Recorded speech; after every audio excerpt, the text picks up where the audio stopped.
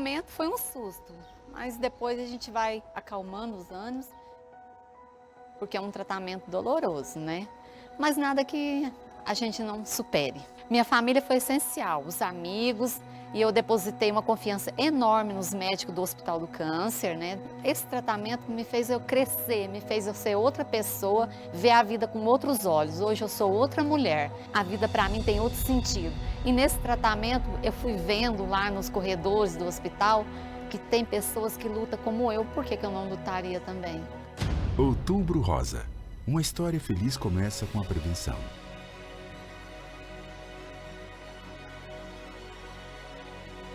Câmara Municipal de Uberlândia. O poder do povo.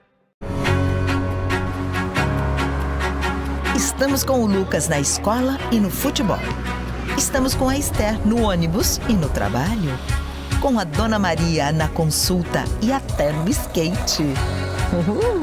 E estamos com o José no emprego e no lazer com a família. Nossa maior obra é cuidar da nossa gente. É ouvir você. Câmara Municipal de Uberlândia. A voz e a vez do povo. Quando eu senti os sintomas, eu procurei o médico, né? Ele pediu os exames. Aí ele falou que eu estava com câncer de mama. O tratamento foi muito difícil. Fiz quimioterapia, radioterapia, fiquei 5 anos no tratamento. Eu tive alta agora em março. Minha família é tudo. Eles sofreram mais do que eu. Eu tentava ser forte para não ver meus filhos sofrer. Amigos, vizinhos, neto, tive muito apoio, sabe? Muito bom. Meu médico ficou amigo da família. Uma pessoa muito boa, cuida muito bem de mim. Durante o meu tratamento, o mais difícil foi a quimioterapia. Com 14 dias, meu cabelo caiu. Foi um desespero das minhas filhas e dos meus netos. Muita força, que a gente vence. É dolorido, muito difícil, mas tem que ter força e confiar no médico e Deus. A gente tem que cuidar da gente também. Sabe? Outubro Rosa. Uma história feliz começa com a prevenção.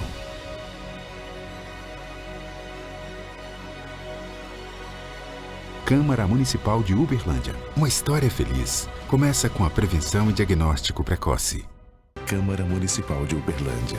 O poder do povo.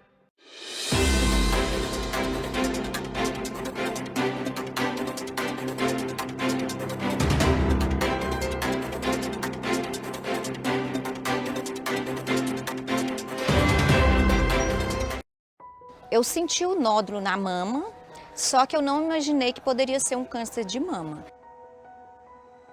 E aí eu fiquei demorando procurar um médico e tudo. Depois eu fui fazer os exames, fiz mamografia e fiz ultrassom de mama. A gente nunca acredita, ou seja, nunca imagina que pode acontecer com a gente. E aí eu fiz, após um mês e pouco, eu fiz a biópsia, peguei o resultado mais rápido e deu que era maligno. Toda doença tem tratamento, mas eu não tinha tanta noção do que era um tratamento, como era longo. Eu acho que se eu não tivesse feito esse ultrassom, esse exame, talvez poderia ter sido pior. Eu não tivesse a cura que eu tive. Eu fui muito bem cuidada pelos médicos. Como eu ouvi antes, 50% do nosso tratamento é o nosso pensamento positivo. Confiar em Deus e no médico que está te atendendo. Não ouvir opiniões de terceiro, de nada. Seguir. Um dia de cada vez. Graças a Deus eu estou curada. Outubro Rosa. Uma história feliz começa com a prevenção.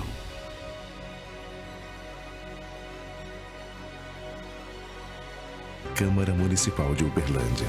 O poder do povo.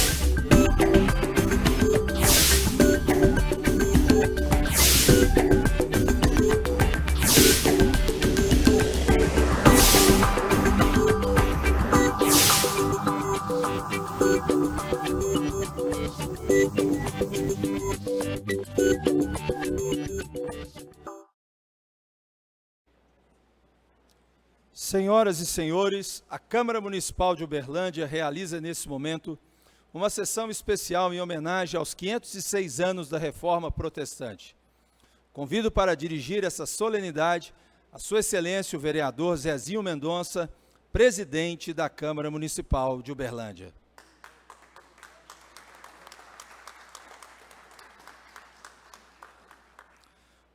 Compõe esta diretoria, a diretoria dos trabalhos, as seguintes autoridades: Reverendo Lúcio dos Reis, pastor da 5ª Igreja Presbiteriana de Uberlândia e presidente do Conselho de Pastores de Uberlândia.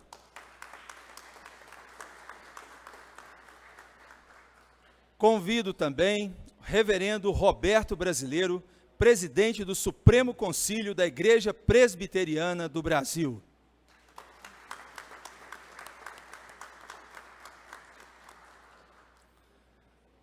Também compõe essa mesa o vereador Anderson Lima. Convido também para compor esta mesa o vereador Neemias Miqueias.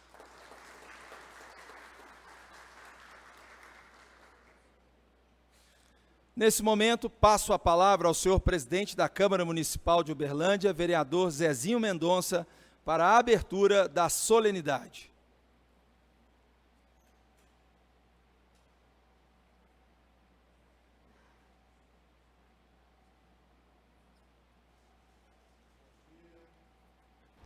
Bom dia a todos. Com a graça de Deus, em nome do povo de Uberlândia, declaro aberto a sessão solene de homenagem aos 50 anos da Reforma Protestante. Convido a todos para cantarmos o hino nacional em posição de respeito.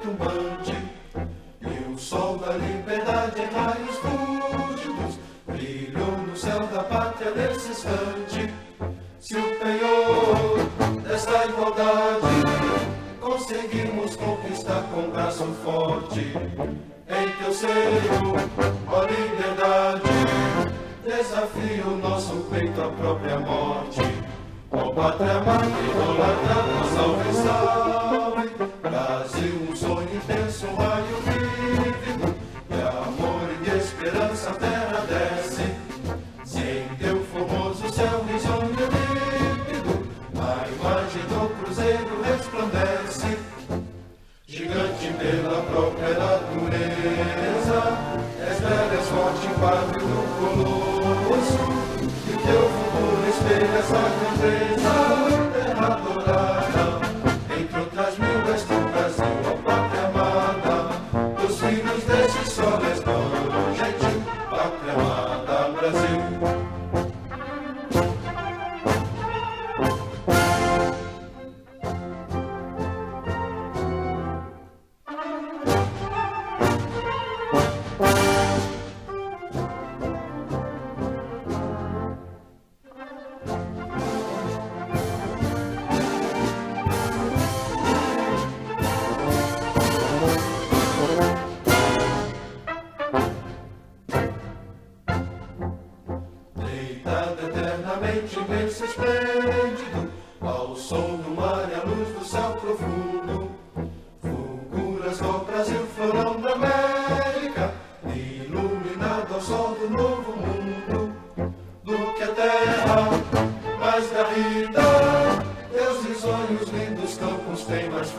flores, nossos bosques têm mais vida, nossa vida no teu seio mais amores.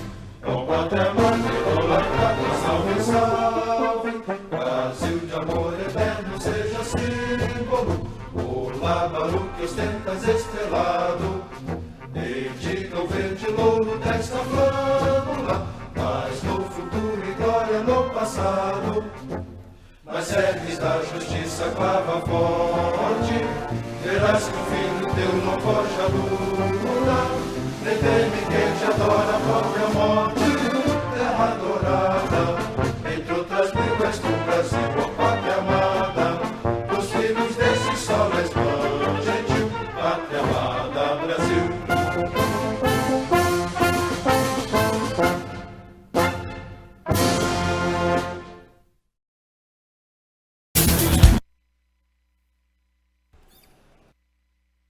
Gostaria de convidar todos os presentes a novamente se colocarem de pé, pois nós ouviremos 2 louvores. Antes dos louvores, o presidente tem um comunicado a fazer. Quero, em primeiro lugar, agradecer a Deus pela oportunidade, a vocês. Nesse momento dessa sessão solene de 506 anos da Reforma Protestante, quero passar a presidência ao pastor Lúcio, que vai conduzir a sessão. Que Deus abençoe a todos. E também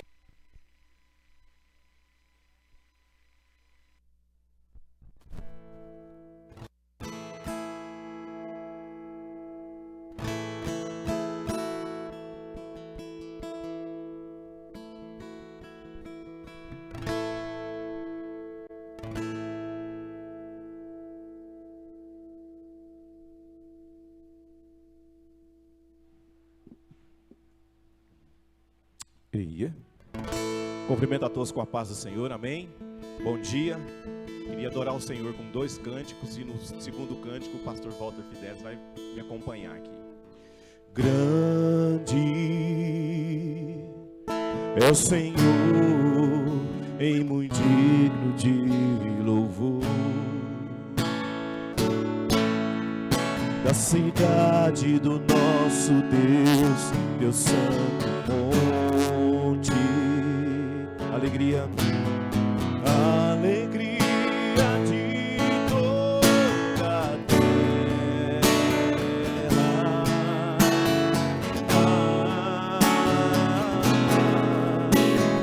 Grande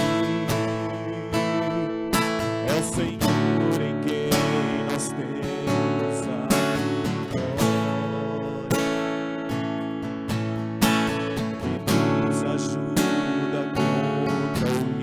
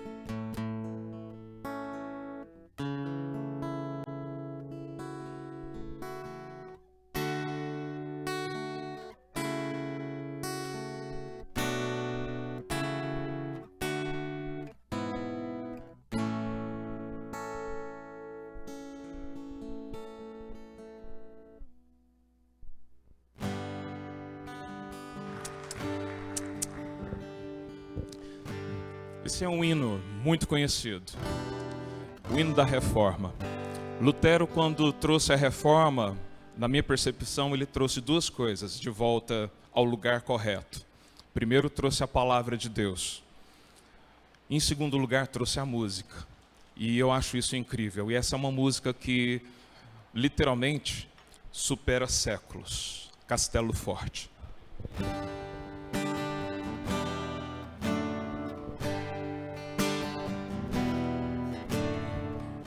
Castelo forte é nosso Deus, escuta-lhe a espada. Com seu poder, defende os seus, a sua igreja amada.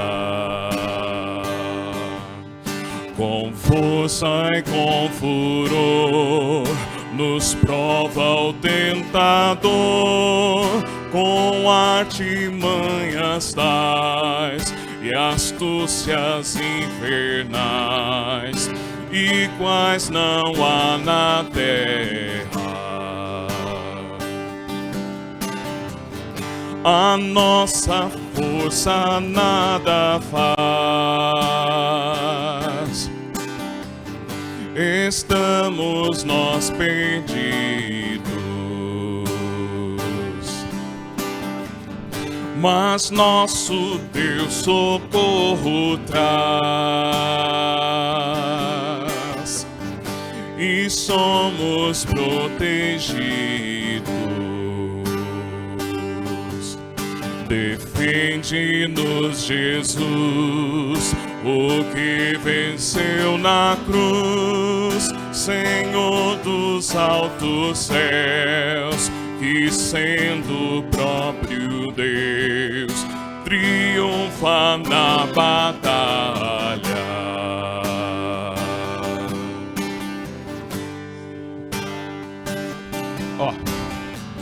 Sim, que a palavra ficará,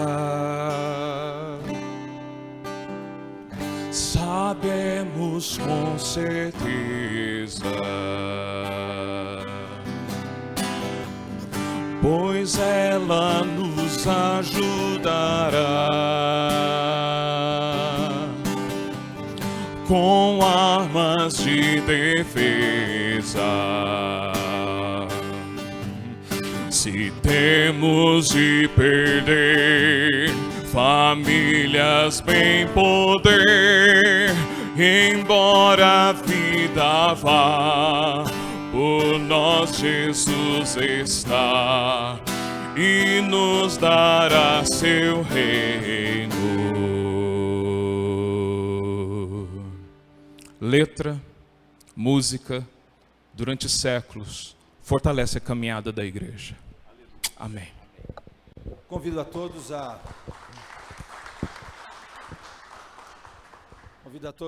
fechar os seus olhos para uma palavra de oração. Senhor, nós te agradecemos e te louvamos por esse dia.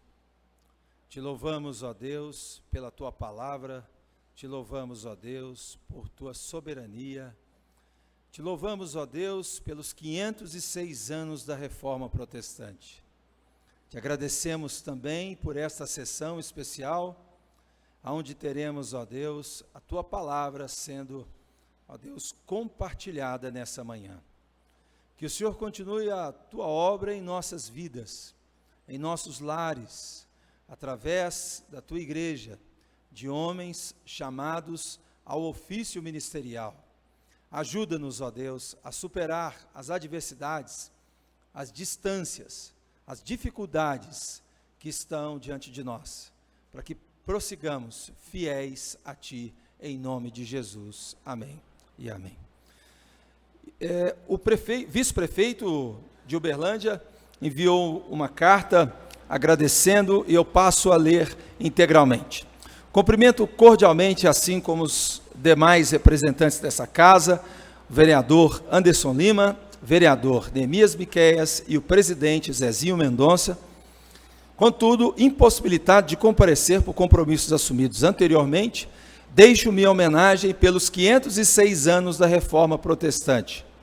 Cumprimento também o pastor Roberto Brasileiro, presidente do Supremo Concílio da Igreja Presbiteriana no Brasil, pregador desta manhã, a Câmara Municipal de Uberlândia e o Conselho de Pastores de Uberlândia pela iniciativa da realização desse evento. Que esta data nos lembre da importância da reforma e da busca constante por uma compreensão mais profunda da nossa fé. Atenciosamente, Paulo Sérgio Ferreira, vice-prefeito de Uberlândia. Nesse momento, eu passo a palavra para o presidente em exercício, reverendo pastor Lúcio dos Reis.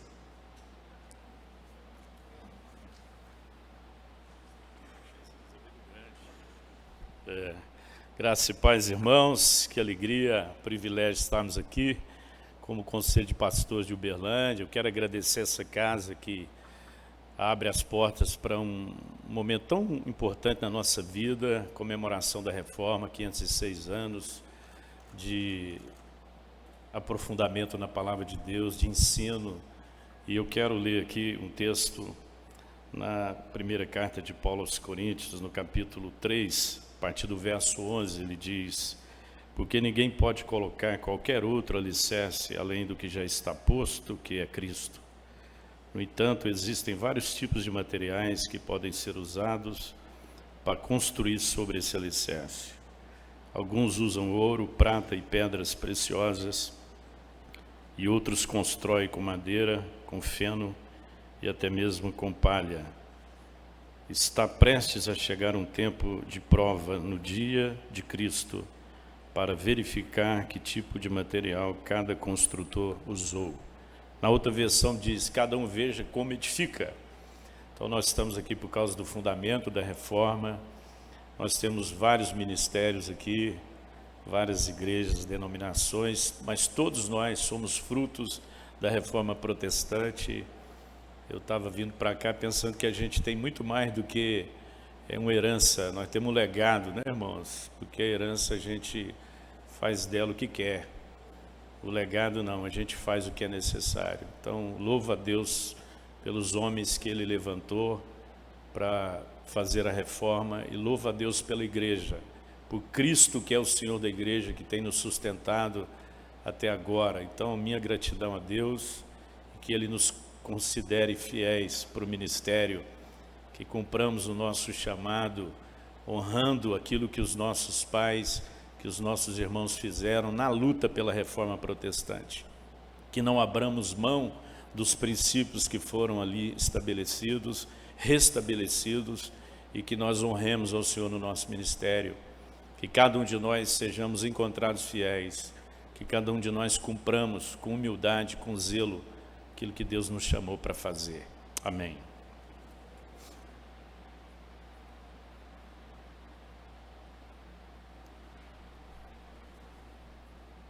Convido nesse momento o vereador Neemias Miqueias também para fazer uso da palavra.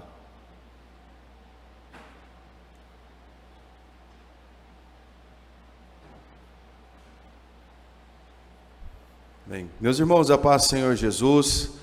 Para nós, primeiramente, é uma alegria ver essa casa cheia de homens e mulheres de Deus. Precisamos entender, e a reforma protestante nos ensina isso também, sobre posicionamento, sobre se posicionar em um tempo tão difícil. E se nós estamos vivendo isso hoje, é porque Martinho Lutero se posicionou. E quando nós vemos a casa do povo repleta de homens e mulheres de Deus, nos dá alegria, porque a Bíblia também nos ensina que nós precisamos orar pelas autoridades. Há um ponto importante para destacar nesta manhã, que eu queria destacar. Certa feita, essa semana, lendo a palavra de Deus, me deparando com a história de Josias. Josias, ele ocupa a sua posição em um tempo tão difícil. E uma das coisas que me marca em Josias é porque quando ele recebe a informação de que o povo já não estava mais diante daquilo que Deus pedia, ele não se conforma, ele rasga as suas vestes, ele ora ao Senhor, ele intercede e ele vai trabalhar. Trabalhar também para resgatar valores como a Páscoa. E isso é um ponto para nós. A reforma protestante nos traz isso, nos traz refletir como está o nosso papel como verdadeiros cristãos, independente da função que nós exercemos. Cada um de vocês que aqui está, nós temos uma função de liderança. E é uma reflexão para nós nesse dia, de comemorar, de ter a palavra, mas também de assumir a nossa função. Eu penso que nós não podemos fracassar nessa geração. Nós não podemos fracassar naquilo que o Senhor nos entregou. E há tempos difíceis, mas quando eu olho a Bíblia Sagrada, estava conversando com o pastor aqui, e nos trouxe a palavra de Esther, quando Mardoqueu chega para Esther e disse assim: olha, se tu não se posicionar nesse momento, socorro virá de outra parte, socorro virá, mas foi para esse tempo que o Senhor lhe trouxe como rainha, foi para esse tempo que o Senhor nos trouxe, foi para esse momento que o Senhor nos colocou, foi para esse momento que o Senhor nos deu posições, foi para esse momento que o Senhor chamou o nosso ministério. Então, que nesta manhã saímos daqui com essa reflexão sobre o nosso posicionamento. Estamos aqui com grandes homens de Deus, com autoridade já dada por Deus. E quando nós saímos num só propósito, o nome dele vai ser glorificado. Não só na cidade de Uberlândia, mas no estado, no Brasil. E é para isso que o Senhor nos chamou. Independente da função que nós exercemos, política, eclesiásticas, acima de tudo nós somos crentes em Cristo, no Cristo Senhor Jesus Cristo. E é isso que nós precisamos ter, posicionamento. E essa reflexão que eu trago nesta manhã para nós. Parabenizar mais uma vez os pastores que aqui estão, parabenizar também a Câmara por esse momento, agradecer o Anderson que estamos aqui nesse desafio, aqui nessa casa, pastor Lúcio e todos os pastores. Que Deus os abençoe, que a bênção do Senhor esteja sobre vocês e que nós continuemos fazendo aquilo que já nos foi proposto. Que Deus abençoe a todos em nome de Jesus.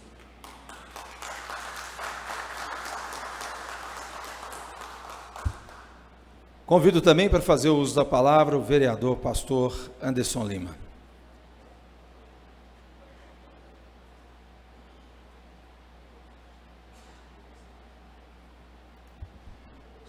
Graça e paz a todos.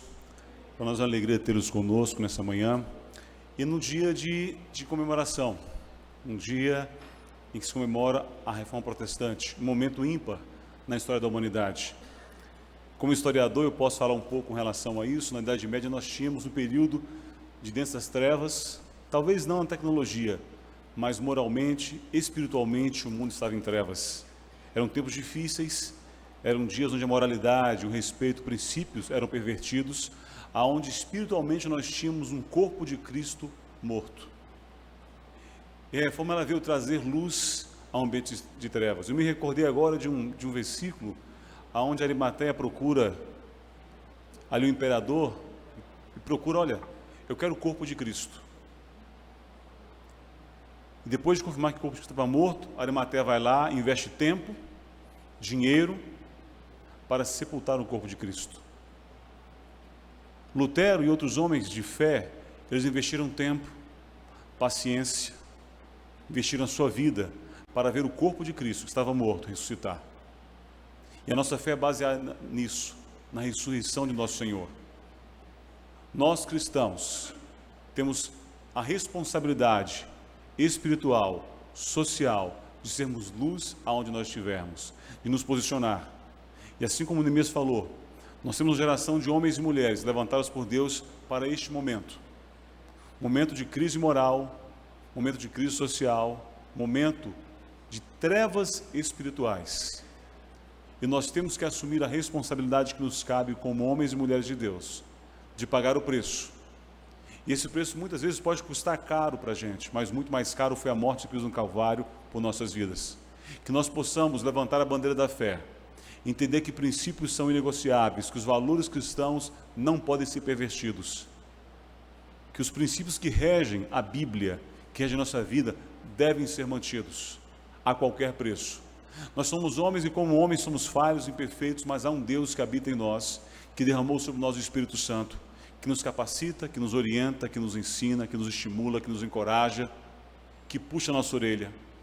E eu quero aqui, como um cristão, falar a todos vocês, pastores e pastoras, líderes eclesiásticos, que Deus o colocou nesse momento de trevas para que nós possamos ser voz profética em uma geração tão corrompida, que possamos pregar o Evangelho com ousadia, sem temer as consequências que podem vir sobre nossas vidas, mas acima de tudo honrar o nome de Jesus e que a reforma começada por Lutero e outros homens no passado, elas possam continuar através de nossas vidas, de nossos ensinos e, acima de tudo, da presença de Deus em cada um de nós. Que possamos ter um dia abençoado. Fique com Deus.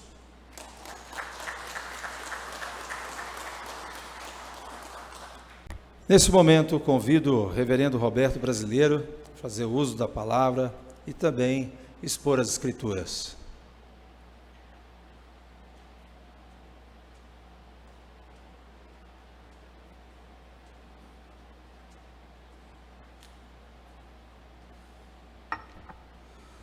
Meus irmãos, primeira coisa, eu gostaria de saudar a todos na graça, na paz, na misericórdia de Cristo Jesus, o nosso Senhor e Salvador. Deus os abençoe nessa hora. Amém? Eu gostaria de saudar a mesa constituída. Estava vendo o Lúcio, hoje recebeu a incumbência de ser o presidente da nossa mesa. Eu quero dizer para ele que é uma grande honra representar o presidente da mesa, o vereador Zezinho, que nós expressamos nossa profunda gratidão pelo convite, ele como presidente da Câmara, ao vereador Anderson pelo convite enviado, pela proposta feita aqui na Câmara, ao vereador Neemias, que foi o grande apoiador, tem lutado, são dois pastores, que Deus abençoe vocês dois, de uma forma muito especial nessa Câmara, para que de fato sejam luz e sejam sal, dia após dia, usados pelo nosso Senhor e Salvador Jesus Cristo. Ao pastor Rodrigo, que está sendo nosso mestre de cerimônia, a cada um dos colegas pastores que estão conosco, e as pastoras que também estão aqui, que Deus possa abençoá-las e sustentá-las. Nós somos o povo de Deus. E primeiro eu gostaria de dizer que nós só estamos aqui porque a reforma proporcionou isto a nós.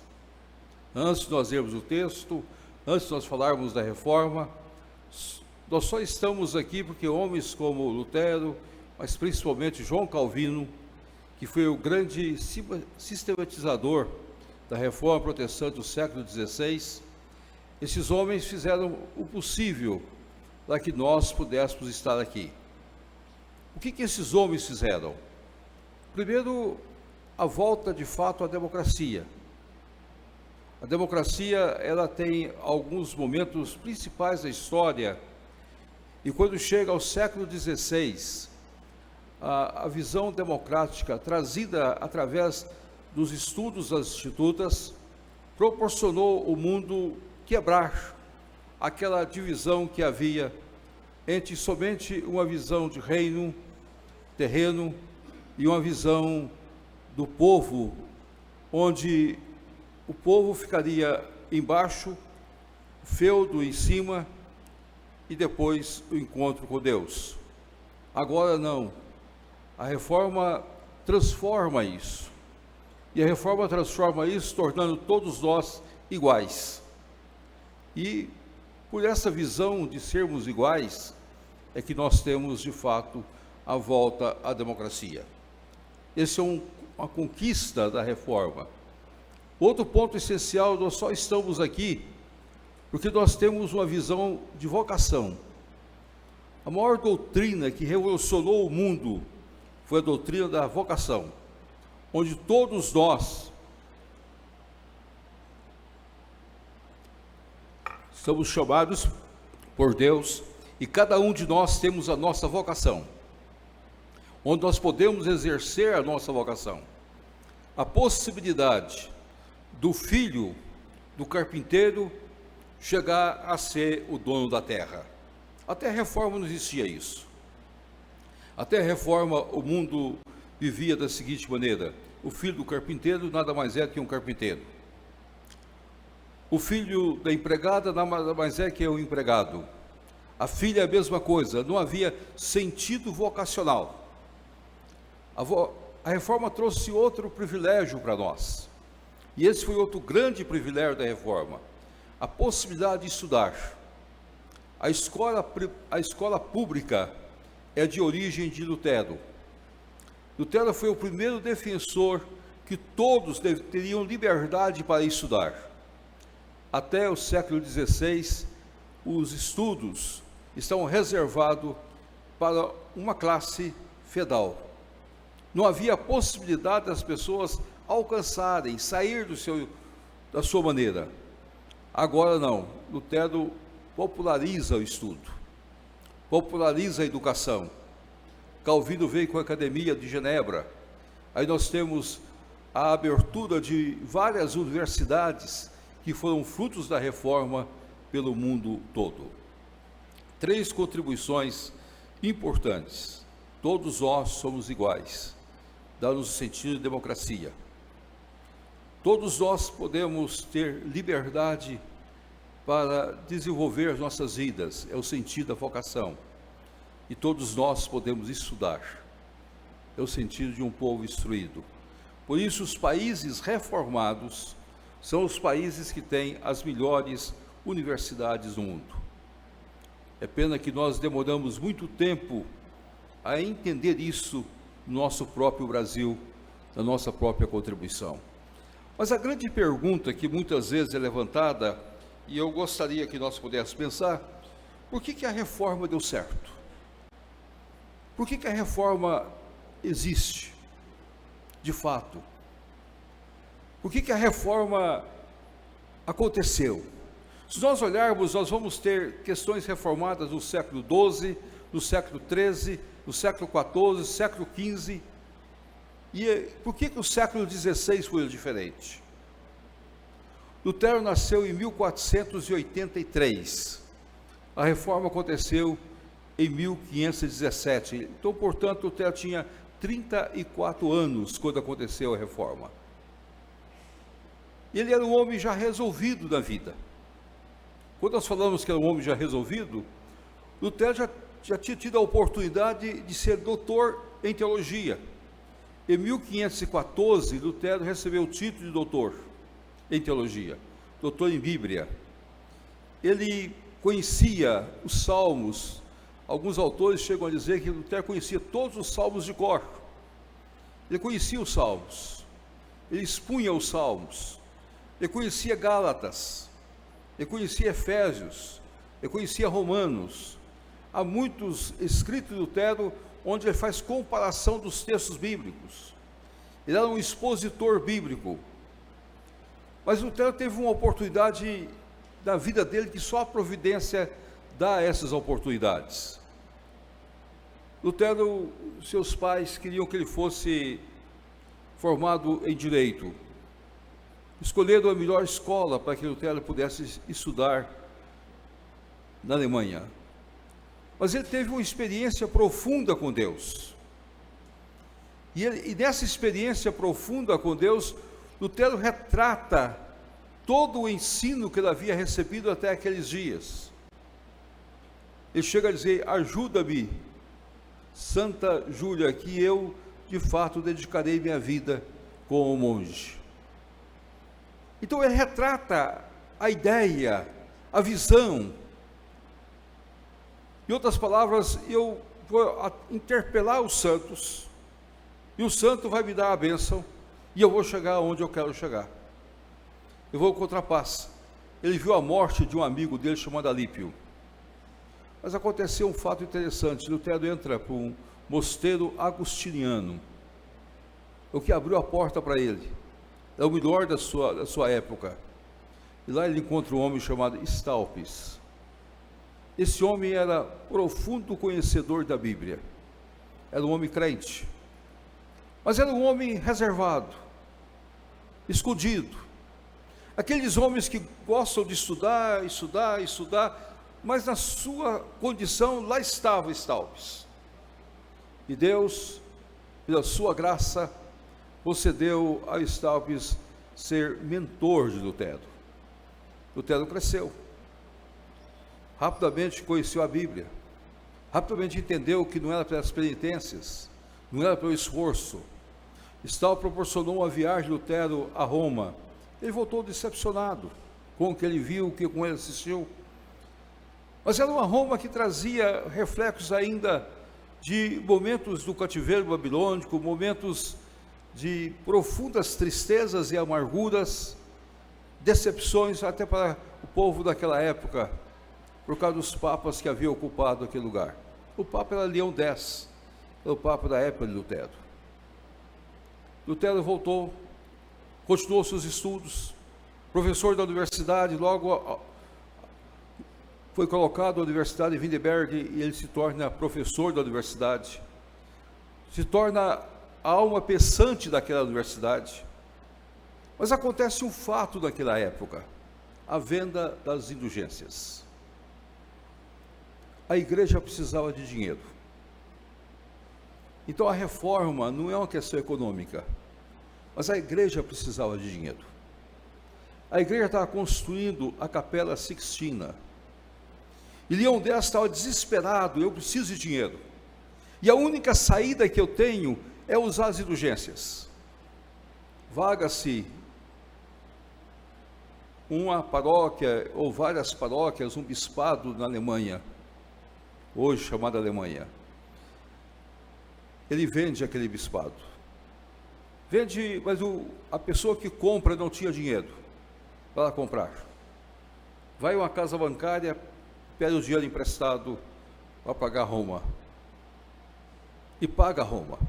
Mas coloca para o Papa a dificuldade, eu não tenho como levantar esses recursos para pagar a casa bancária. O Papa diz, eu tenho a solução. Eu vou sacar recursos do chamado Banco dos Méritos, Tesouro dos Méritos, que só o Papa administrava. Quando qualquer santo morria, ele fazia mais do que o necessário para a sua salvação, e o que ele fazia mais era depositado desse tesouro dos méritos. E o Papa então foi lá sacar dinheiro. Foi lá sacar as indulgências, que era o perdão de pecados. E ele então sacou e ofereceu para que fossem vendidas as indulgências.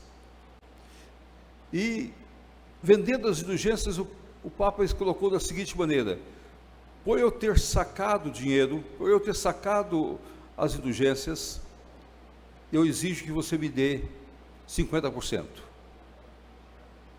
Então ele ficou vendendo o papado, vendendo o bispado 2 vezes. A primeira vez recebeu da casa bancária, a segunda vez pelas indulgências que ele entregou na mão. Foi chamado Tisel, um vendedor de indulgências. E esse vendedor colocou 3 coisas básicas. Vamos recordar 3 coisas básicas. A primeira coisa que o vendedor colocou é o seguinte: essa indulgência pode dar-lhe o perdão plenário de todos os pecados. Pecados passados, pecados presentes e pecado futuro. Você ficar perdoado.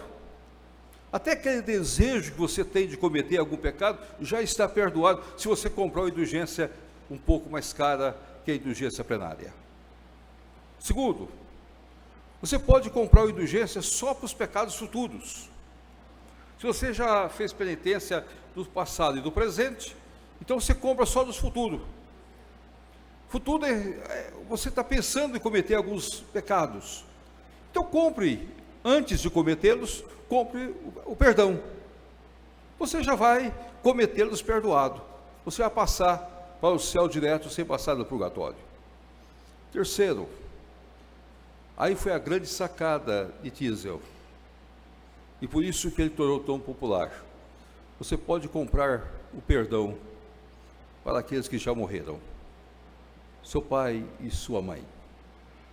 Eu não sei se os irmãos aqui já observaram, temos muitas vezes em dados convite para missa de 50 anos, que a pessoa já morreu, 30 anos, 40 anos, 80 anos, 100 anos, porque eles creem que essas missas façam com que a alma ande mais rápida no purgatório. Há muitas pessoas que deixam heranças, e há 2 ordens até hoje, veio desde o século XVI, continua existindo até hoje, que são dedicadas a interceder, a orar. Não andam pela cidade, ficam lá reclusas e oram pelos mortos, para que os mortos saiam do purgatório. O que é purgatório? Purgatório surgiu no século XII, foi a grande sacada da igreja. Purgatório ficou entre terra e céu. E não se falava de inferno. Todo mundo tinha medo de ir para o inferno. Só vai para o inferno excomungado. Então o purgatório ficou aqui. Todas as pessoas passam por purgatório nos seus santos. E esses santos são declarados pela igreja. Então tudo estava na mão da igreja. Quando vem a reforma, quando vem a proposta de Lutero, Lutero vai destruir isso. E por que Lutero teve sucesso? Porque ele tratou de um único problema sério: pecado. Lutero tratou do cerne do problema: pecado. Ele não tratou de outra coisa. Ele não tentou uma reforma de sair da igreja. Ele foi expulso da igreja. Porque Lutero tratou do pecado. E o pecado era o grande problema daqueles dias, e continua sendo o grande problema nosso até os nossos dias de hoje.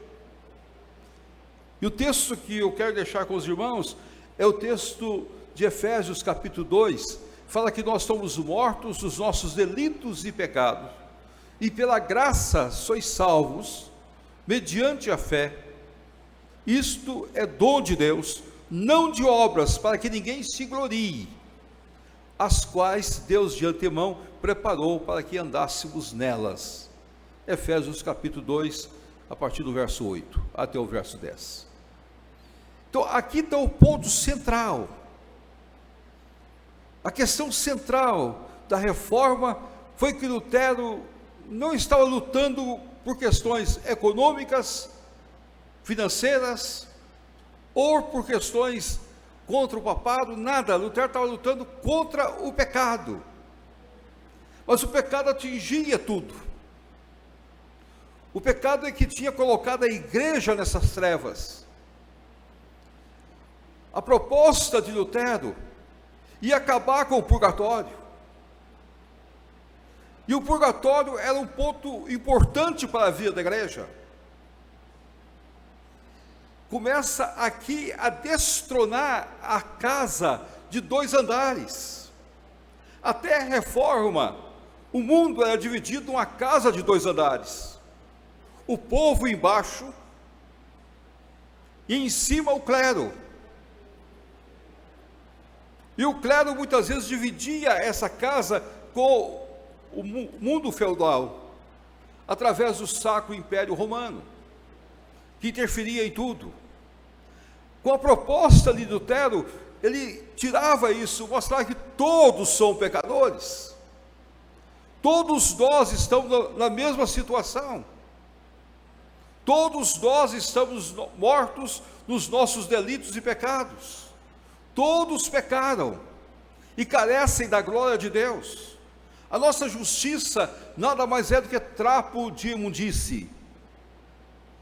Meus amados, pensa isso no século XVI. Pensa isso sendo apresentado em 1517. A partir daí, Lutero começa a ser pressionado para retratar. E vai até 1521, que foi a Dieta de Worms, que para mim é o grande divisor da história. A Dieta de Worms, onde o império se faz presente através de Carlos V e todos aqueles que faziam parte do mundo imperial dos seus dias, Sacro Império Romano. A igreja se faz presente através do representante papal, Cardeal Cartejano. Todos os príncipes lá estavam, todos os líderes lá estavam, e Lutero foi chamado, e colocar diante de Lutero, é como se nós estivéssemos aqui é a mesa, e aqui foi colocado os livros de Lutero, e colocaram uma proposta para Lutero: retrata, diga que o que você escreveu não vale nada, destrua, volta à casa dos 2 andares, volta a reconstituir o mundo como nós sempre aceitamos o mundo, 2 andares. Lutero pediu um dia, é chamada a noite tenebrosa de Lutero. Alguns autores chegam a afirmar que foi a noite que Lutero teve de enfrentar os demônios, onde ele lutou contra os demônios, a noite toda. E ele mesmo deixa alguns relatos, quando ele afirma mais tarde a respeito disso, ele acha que foi uma noite de angústia, profundas angústias, porque ele poderia ficar livre, poderia ficar em paz. Mas Lutero não aceitou isso. Lutero olhou, no outro dia, fizeram a mesma pergunta para ele, retrata. Ele disse simplesmente: se me provarem pelas Escrituras Sagradas que eu estou errado, eu me retrato. Neste momento, meus queridos, é colocado o primeiro grande ponto da reforma. Falou do pecado, mas agora fala das Escrituras. As Escrituras, ela que é o primado, não é a igreja. Então, destrói completamente a casa de 2 andares. Não é o Papa falando de cátedra, que é o primado. Não é a igreja que dá à Bíblia a condição de ser Bíblia. É a Bíblia que dá condições à igreja de ser igreja.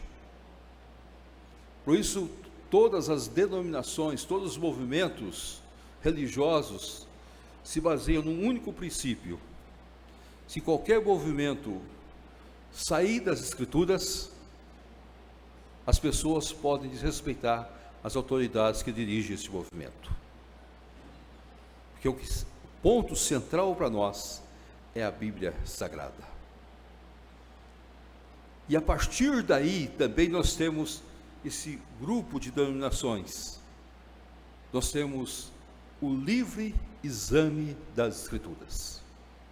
Então nós temos muitas denominações, porque nós temos o livre exame das Escrituras, não nos pontos básicos. A salvação é em Cristo, a Bíblia é a única regra de fé e prática, mas em coisas que muitas vezes não tem tanta importância, que quando nós chegar no céu, ninguém vai perguntar para ninguém de que grupo você fazia parte. Aí, meu querido, todos nós somos salvos em Cristo Jesus. Nós vamos esquecer as ideias exclusivistas que muitas vezes nós carregamos conosco, e até alguns modismos que nós carregamos conosco. Uns bate palma, outros não bate palma, uns sentam, uns cantam, uns unge, outros não unge. Então acabou tudo. Quando chegar no céu vai ser a maravilha. Então vamos nos abraçar, vamos nos beijar, e acabou tudo isso que nós... Mas a reforma trouxe este ponto: livre exame das Escrituras e a liberdade de nós nos organizarmos. Então, por favor, nós que somos herdeiros da reforma, nós nunca podemos dizer: eu estou na igreja mais perfeita. Eu estou na igreja que assim pensa. João Calvino surgiu em 1536 na reforma. A reforma já estava andando quando João Calvino chegou. Já tinha 19 anos de reforma quando João Calvino chegou. Então João Calvino chegou em Genebra em 1536, levando debaixo do braço a primeira versão das Institutas em latim. E o desejo de Calvino era descer para Estrasburgo. Mas Calvino também ainda tinha algum ranço do passado, e esse ranço foi usado por Farel, que era o reformador que estava. E Farel disse: Calvino, se você for embora de Genebra sem trabalhar daqui, eu vou pedir um raio do céu, vai bater na sua cabeça. Olha, novamente o raio do céu, viu? O raio do céu fez Lutero ir para o convento, o raio do céu fez Calvino ficar em Genebra. E às vezes nós pastores também pedimos: meu irmão, se você não confessar seu pecado, eu vou pedir um raio do céu para cair na sua cabeça e você não vai viver mais. Às vezes a gente usa isso também, quando o cara não quer confessar o pecado, a gente não vai fazer tortura nenhuma, mas a gente vai rogar a Deus um raio do céu sobre a cabeça dele, e ele resolve confessar o pecado dele e dizer tudo o que nós queremos saber. Só, pastor, não é bem assim a história é outra. Nós todos temos essa experiência do pastorado. Então, Calvino ficou em Genebra. Ficou por 3 anos, só 3 anos. Foi expulso de Genebra. Por que Calvino foi expulso de Genebra? Por causa da disciplina. Calvino começou uma reforma em Genebra, acabando com a casinha de 2 andares, trazendo o sentido de democracia. A primeira cidade que convive de fato com a democracia é Genebra. Porque Calvino cria o Conselho de Genebra. É uma coisa boa para ser estudada por qualquer historiador, estudar o Conselho de Genebra. Que o Conselho de Genebra não só cuidava da igreja, mas cuidava também da própria cidade, das leis da cidade naquela época e da reforma. Mas havia um grupo de pessoas que estavam desafiando Calvino. Eram os libertinos. Aí aquele grupo, um dia Calvino tomou a decisão. Naquela época o cálice era comum. Eu não sei se algum irmão que já teve a oportunidade de participar de cálice comum. Eu, quando estive na Escócia, participei do cálice comum. Não é tão agradável como as pessoas pensam, não. Você luta para não ser o último a tomar do cálice. Porque o cálice vai passando de boca em boca, vai limpando ali. A gente espera que não tenha nada. Hoje, com a Covid, a gente fica até preocupado. Mas naquela época que eu estive lá, a gente não pensava em Covid, não pensava em nada. Mas Calvino ficou na ponta da mesa e disse: os libertinos não participam da ceia. Expulsou-os da igreja. Aí vem a disciplina. A cidade expulsa Calvino da cidade. Calvino vai embora, vai para Estrasburgo. Ele começa novamente a reestudar suas institutas. É importante depois ver que ele produziu 5 versões das institutas. A última foi em 1560, 4 anos antes dele morrer. Todas em francês. Todas dirigidas ao rei da França, Francisco I. Onde o desejo de Calvino era explicar o que era o sentido de ser reformado naquela época. E Calvino, daí 3 anos, a cidade de Genebra chama Calvino de volta. O caos havia imperado. O caos é fruto, muitas vezes, dessa ligação impossível entre a luz e as trevas. Eu tenho dito que nós estamos vivendo esse caos hoje num país como os Estados Unidos. Billy Graham, alguns anos atrás, disse que o povo americano iria sentir ter retirado as Bíblias das escolas. Foi na época do presidente Kennedy que os Estados Unidos proibiu o uso das Bíblias nas escolas. E hoje o Ministério Gideônico não pode distribuir Bíblias. Do país que surgiu os Gideões, hoje o Ministério Gideônico não pode distribuir Bíblias nas escolas nem faculdades dos Estados Unidos. Eles têm que ficar na porta, no passeio, entregando os Novos Testamentos, e nas faculdades, os corredores, não podem ir nas salas de aula mais. Foram proibidos. E Billy Graham deixou bem claro isso: o país vai sentir as consequências de ter tirado a Bíblia das escolas. A gente dá uma olhada no país, está vendo o caos. Porque não é um país que ele perdeu a noção.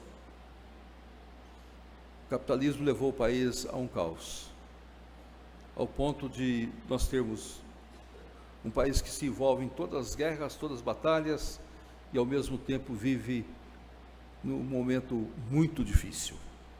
Escolas estão perdendo o sentido, a visão de liberdade exagerada está perdendo o sentido, onde não há mais responsabilidades.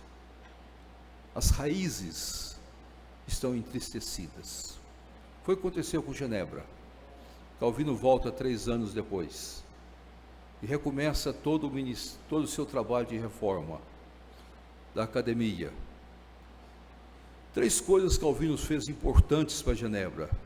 Primeiro, Calvino foi o homem que teve a visão prática do chamado diaconato.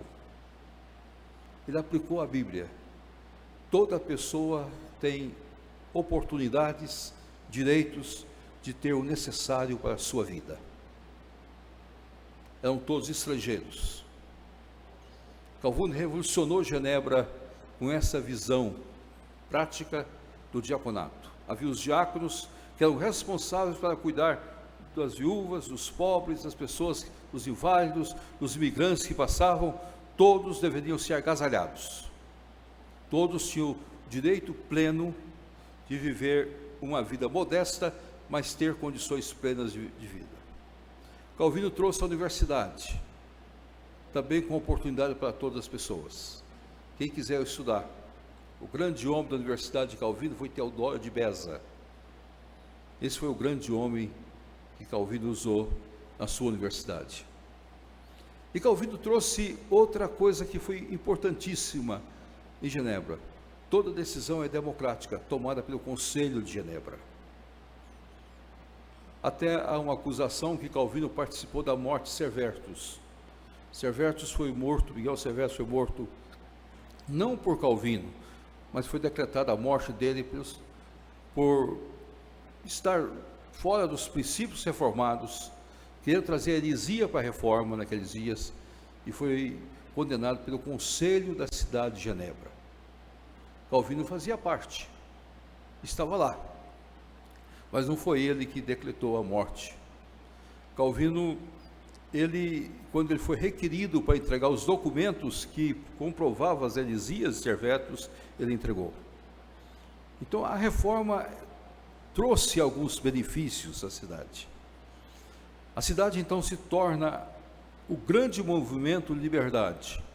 E até os nossos dias de hoje, quando você fala de Genebra, você fala com muito respeito.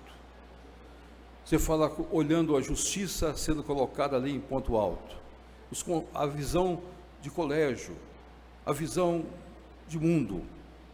Mas o ponto central é que a reforma tratou do pecado. Esse foi o ponto central. Por isso nós temos reforma. Porque a reforma destrói a casa de 2 andares. Destrói completamente esta ideia de que alguém é superior ao outro. Nós somos todos iguais, porque todos nós somos pecadores. E todos nós carecemos da glória de Deus.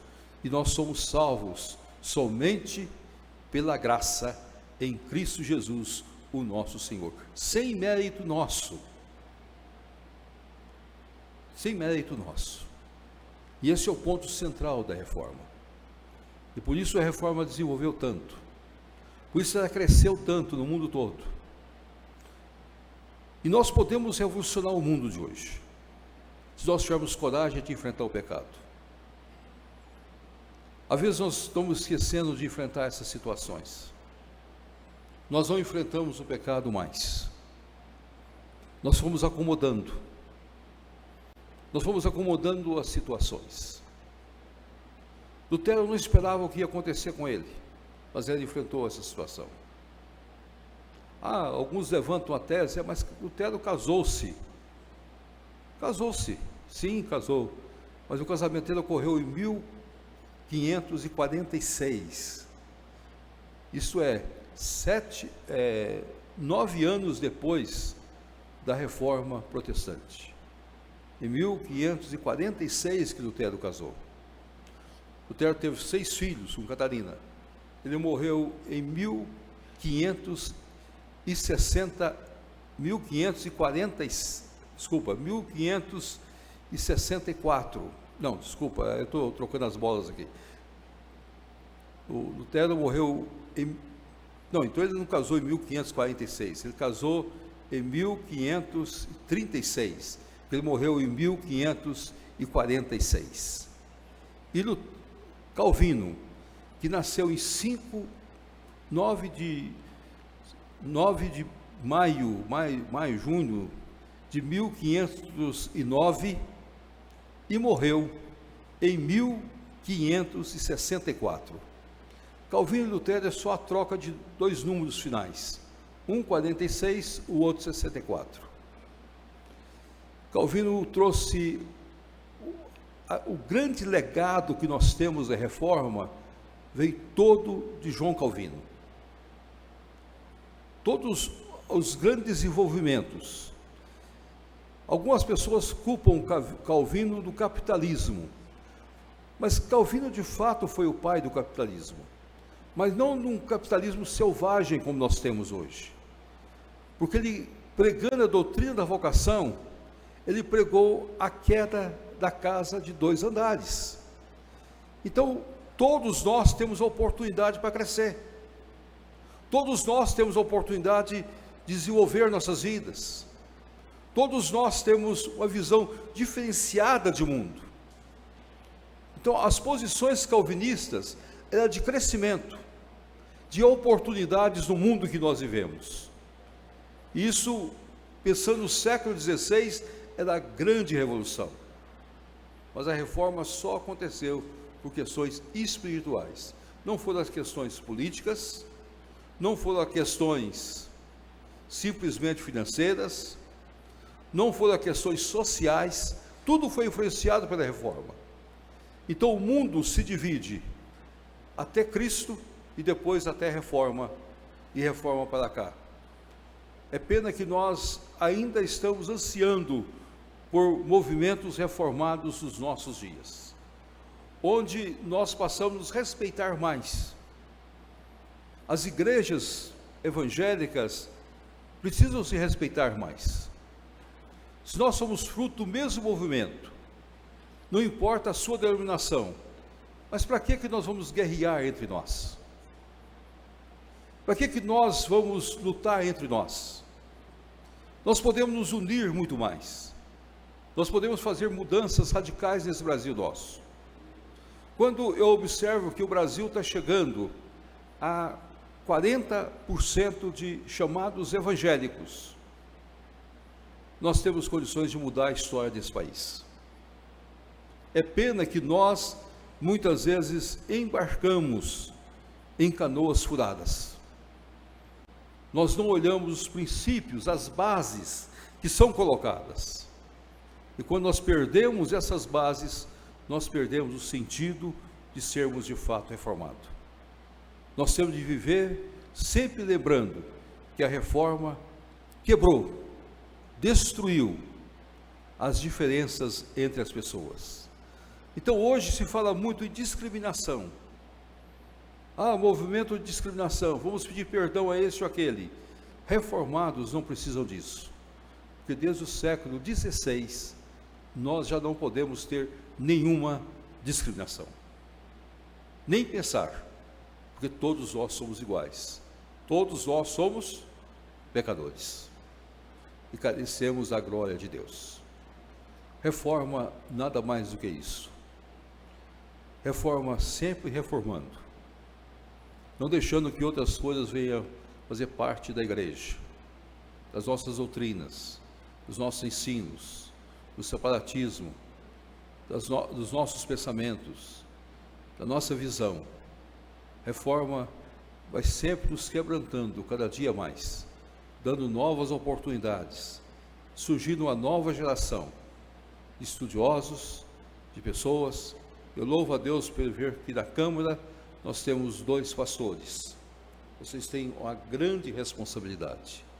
E 2 pastores reformados, fruto da reforma. Querendo vocês, não querendo vocês. Vocês só são pastores porque existiu a reforma. Que se não existisse a reforma, a casinha de 2 andares estava construída. Então era o movimento feudal e era o movimento clerical. Você só teria oportunidade se fosse do clero ou se fosse do movimento feudal. Acabou a reforma, acabou essa casinha. E você só poderia ir para o purgatório. Graças a Deus hoje nós podemos ir para o céu. Nós temos a oportunidade de ir para o céu direto, sem passar pelo purgatório. Meus amados, se alguém falar para vocês, tem um estado intermédio, tem mais isso, esquece disso. Para o crente só existe terra e céu em Cristo Jesus. Então nós já vamos para o céu direto. Agora, nós não fizemos nada para merecer. Então nós não temos tesouro de méritos também. Não tem ninguém para sacar nada no tesouro de méritos. Que nós só fizemos aquilo que Cristo Jesus quer, as boas obras, Deus de antemão preparou para que andássemos nela. Eu sou apaixonado pela reforma, eu sou apaixonado por esses homens, pela visão que eles tiveram, mas muito mais pela maneira que Deus os usou. E a minha oração diária, constante, é que Deus use os homens do nosso século, do nosso mundo, para mudar a história que nós vivemos. Aí você vai dizer, mas naquela época tinha coisas diferentes. Não, naquela época tinha guerras também. Lutero era um homem comum, Calvino era um homem comum. A prova disso é que Lutero teve depressão profunda.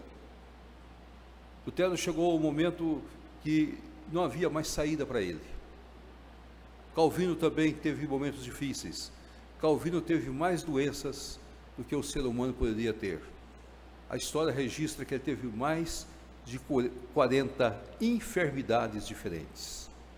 Então pensa, e os últimos dias Calvino ficou assentado na sua cadeira. Ele não podia nem deitar. Mas há uma coisa interessante em Calvino. Visitando a Europa, você vai descobrir isso. Se você for a Wittenberg, você vai ver lá um túmulo bonito de Martinho Lutero. Bonito, lindo, maravilhoso. Você vai ver a igreja que Martinho Lutero pregava. Se você for a Genebra, você vai conhecer a igreja de São Peter, ou a igreja de Pedro, aonde, ou São Pierre, como alguns chamam ali também, a igreja de João Calvino. Mas você vai ter uma tristeza muito grande. Você não vai encontrar nenhum túmulo de Calvino. Calvino, quando estava chegando os seus dias da sua morte, ele pediu que fosse sepultado como soldado. E não gostaria que o soldado naquela época era enrolado num pano, como as pessoas que morriam com Covid, era enrolada no plástico, era enrolada num pano e jogado numa vala comum. Ali enterrava várias pessoas. E Calvino pediu que fosse enterrado assim, porque ele não queria ser lembrado pelo lugar que ele morreu, mas ele queria ser lembrado como um homem que serviu a Deus como soldado.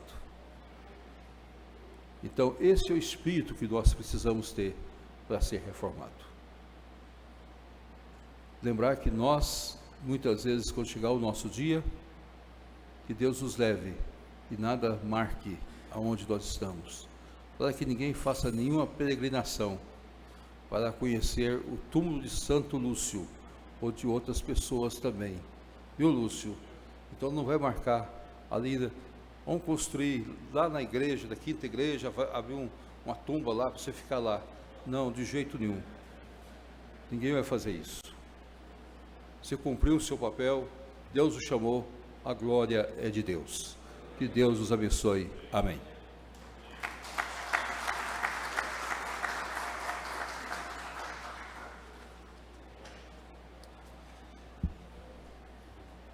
Para encerrar essa sessão, eu devolvo a palavra ao senhor presidente do Compass, reverendo Lúcio.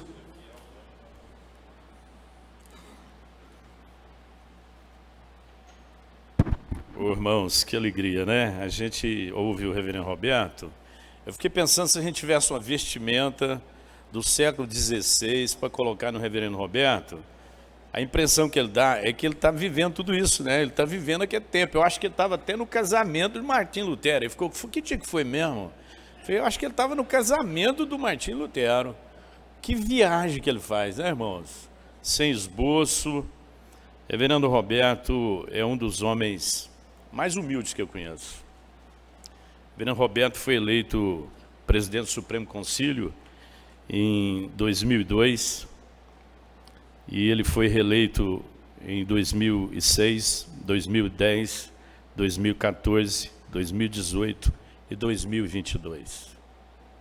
Reverendo Roberto tem 20 anos à frente da Igreja Presbiteriana do Brasil E quem convive com o reverendo Roberto sabe que ele é assim.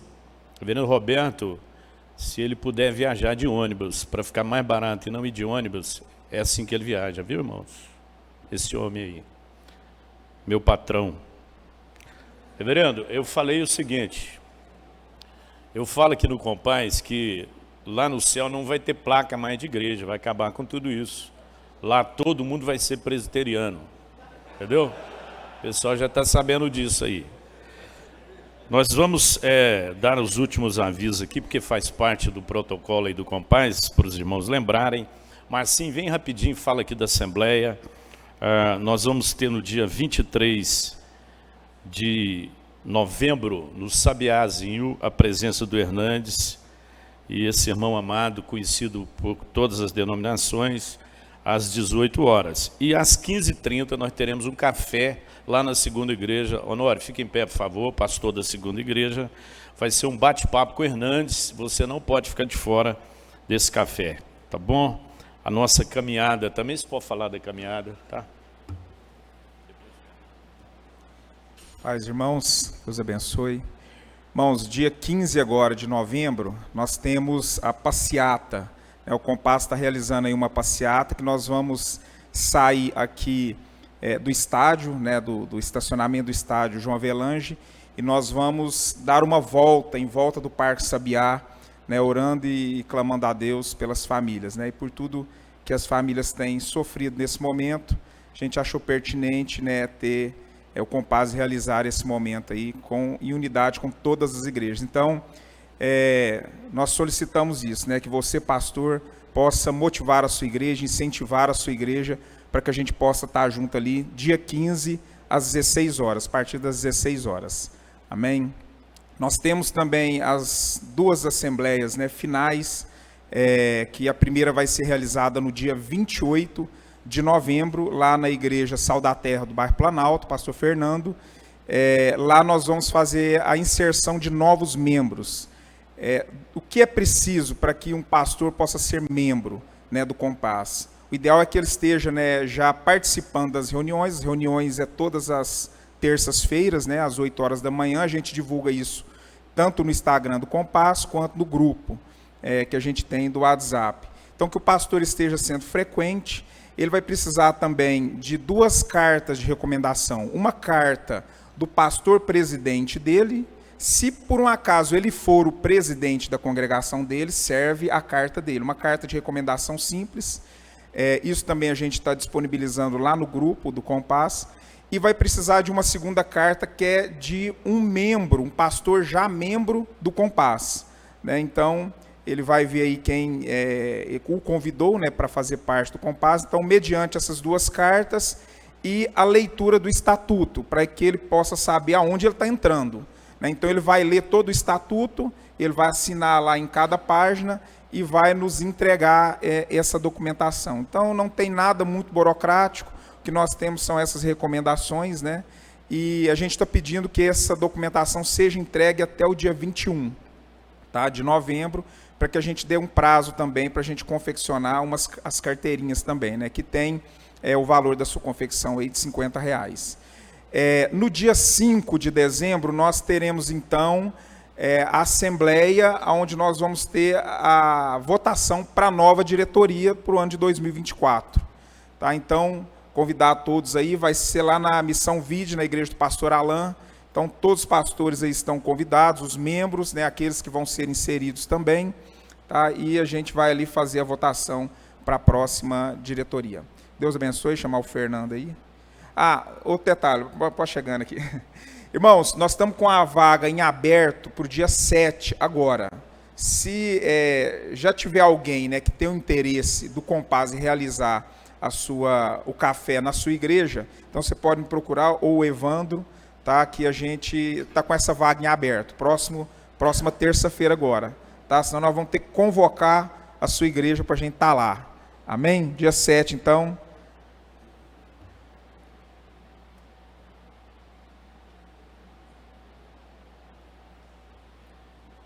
Graças a paz, irmãos, amém? Nós estamos aqui porque um dia um monge, leu a Bíblia e foi impactado por ela, então ele vai dizer somente pela palavra. Através da palavra ele conheceu a Cristo, então ele vai dizer somente por Cristo. Através de Cristo ele vai conhecer a graça, então ele vai dizer somente pela graça. E através da graça ele se envolve na fé, e ele vai dizer somente pela fé, e por fim ele vai dizer glória a Deus. Somente glória a Deus.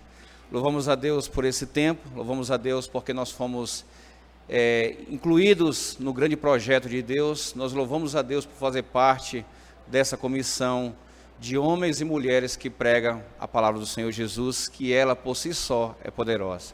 Amém? Irmãos, o Compaz tem esse efeito de reunir homens e mulheres com o mesmo coração, e assim como o Márcio falou, nós teremos no dia 15 a nossa carreata da família, que não é um evento religioso, não é um evento denominacional, mas é o Compaz direcionando a cidade de Uberlândia para orar pelas famílias. E o convite está aberto para toda a cidade, então é o Compaz direcionando a cidade.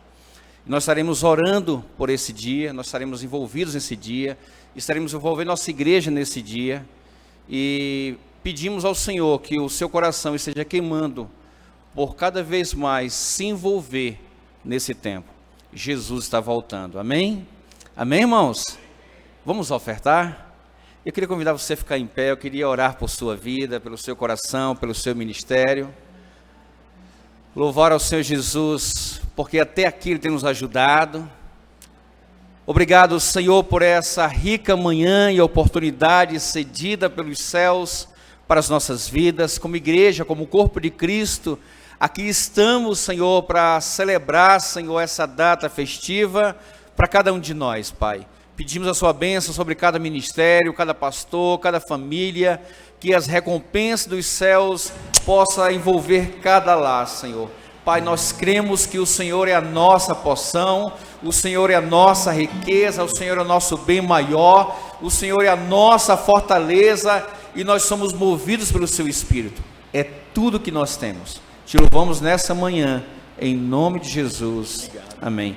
Enquanto você celebra o Senhor, você vai trazer a sua oferta. Nós temos aqui o QR Code, nós temos um gasofilaço improvisado, e você pode sair do seu lugar e trazer a sua oferta em nome de Jesus. Ele exaltado, um rei exaltado no céu, eu louvarei. Ele exaltado, para sempre exaltado, seu nome louvarei.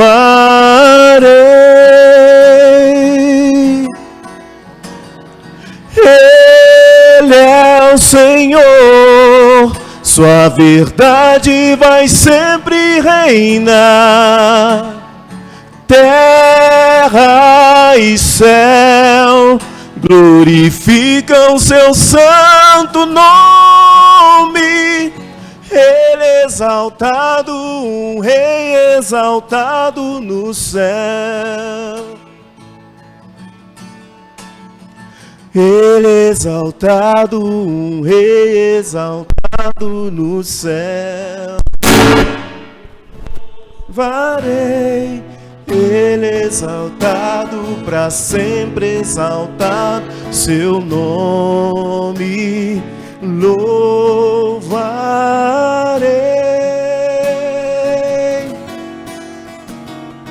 Ele é o Senhor, sua verdade vai sempre reinar. Terra e céus glorificam seu santo nome. Ele exaltado, um rei exaltado no céu.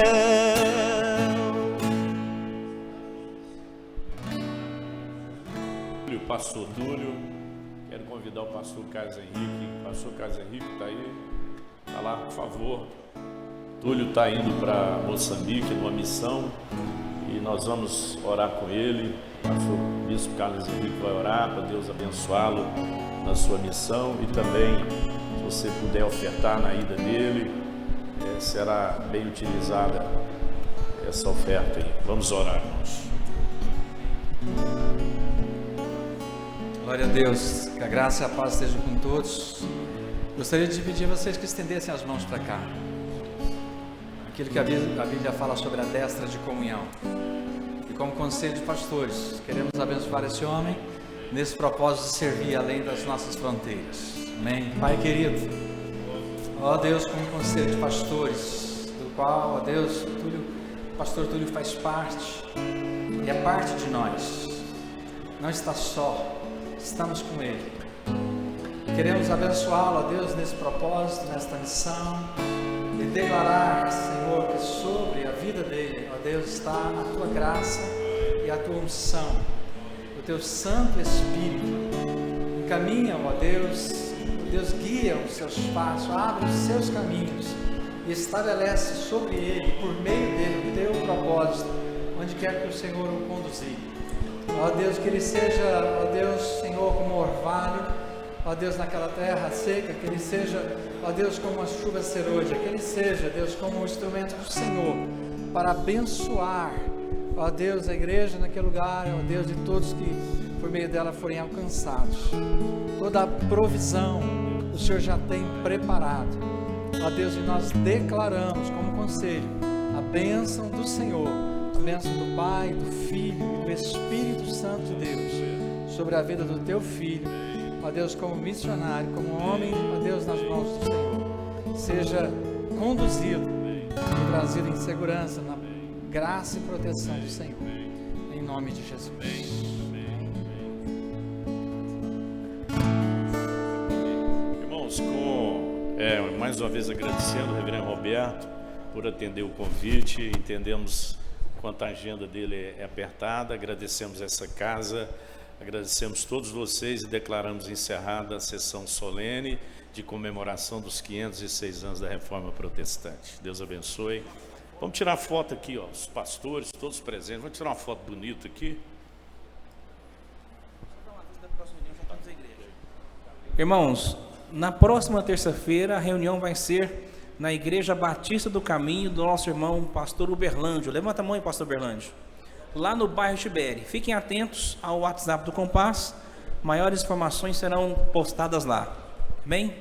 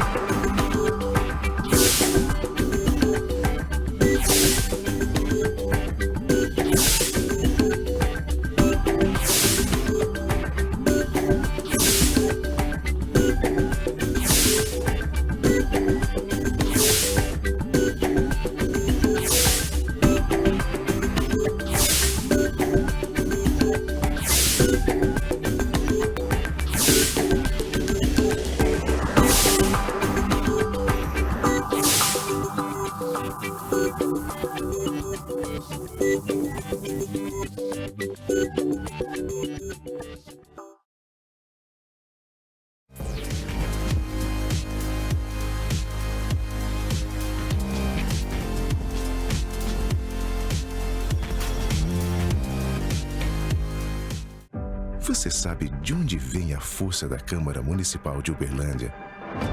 Vem do brilho no olhar, quando enxergamos beleza no futuro que construímos. Da certeza de que somos representados por quem nos entende profundamente. Das vozes que nos dizem com sensibilidade os caminhos a seguir. Vem do seu voto, das suas escolhas, de você. Câmara Municipal de Uberlândia. O poder do povo.